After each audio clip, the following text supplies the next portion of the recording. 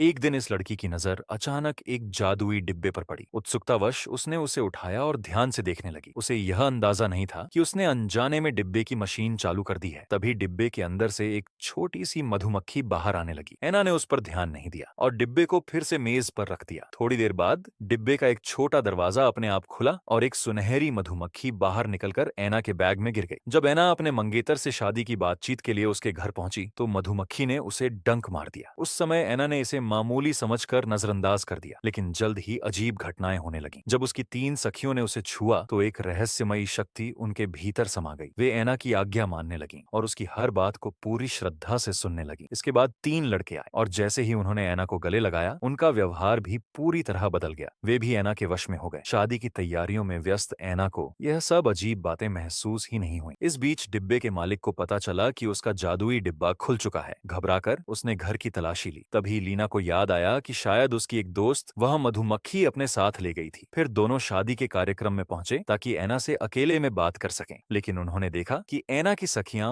और दूल्हे के दोस्त उसे अकेला नहीं छोड़ रहे थे। उन्होंने ऐना से मिलने की कोशिश की, लेकिन उसके साथियों ने उन्हें रोक दिया। उसी समय एक प्रोफेसर ने ऐना को सामान्य करने का उपाय बताया। उसने कहा कि अगर वही मधुमक्खी एक बार फिर ऐना को डंक मार दे तो सब कुछ पहले जैसा हो सकता है। यह सुनकर ऐना के दोस्तों ने उसके कंधे पर मधुमक्खी रख दी। थोड़ी ही देर में एक कीड़ा ऐना के शरीर से बाहर निकल आया और सब कुछ वापस सामान्य हो गया।